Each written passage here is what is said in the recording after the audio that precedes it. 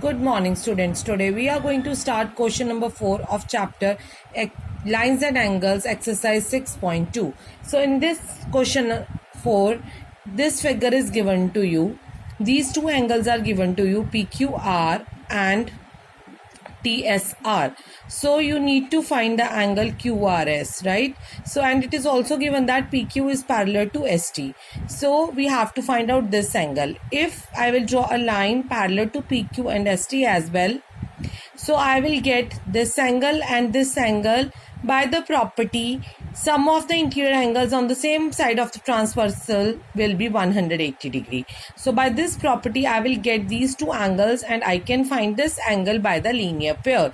So let this be angle 1, this be angle 2 and this be angle 3. So let's start. I have drawn a line parallel to PQ and ST, right? So in this here you can see that this line XY is parallel to ST and this line is parallel to PQ as well. So now 110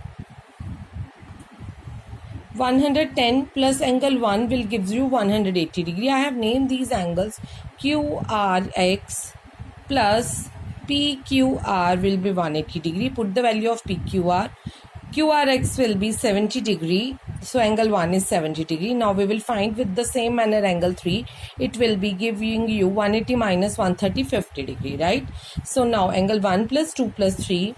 Since XY is a line by the linear pair, this will give you 180 degree. Put the value of angle 1 and 3. Just we have calculated above from 1 and 2 equation. Put the value here. So QRS will be 180 minus 120. It will give you 60 degree, right? So now we will start with the question number 5.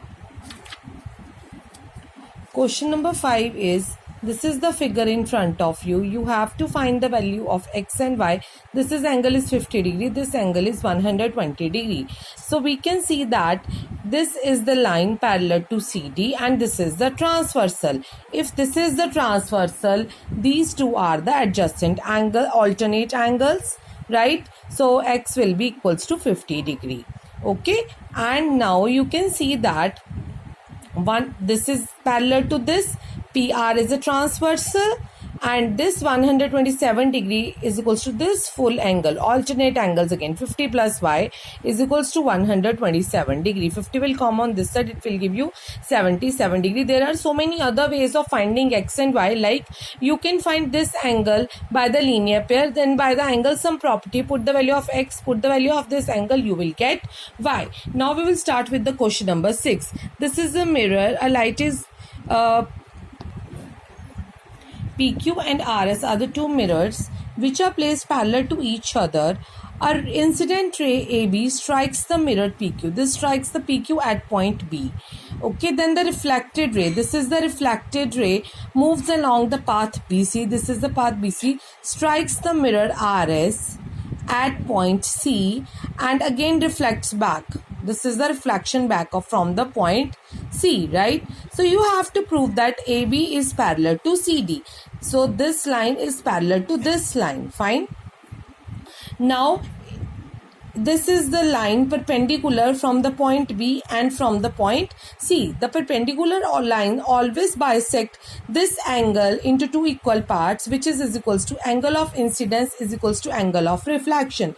This angle is known as incidence and which is reflected back, this angle is known as angle of reflection. So angle 1 is equals to angle 2 by the law of this is the law, right? Now by this law again, angle 3 is equals to angle 4. So angle of incidence is equals to the angle of reflection from here. Now we can see that these are the two perpendiculars. So two perpendiculars are always parallel to each other. So these are the two alternate angles. So angle 2 is equals to angle 3, because if I will name this perpendicular as BE and this is BF, CF. So BE is parallel to CF. So BE is parallel to CF. So that's why 2 is equals to 3 by the alternate, right? By the alternate angle property. So here instead of 2 I can put 3 and here instead of 3 I can put 2. right? So angle 1 is equals to 3, 2 is equals to 4. Now name these equations 1 and 2 Adding both the equations by adding angle 1 plus 2 is equals to angle 3 plus 4.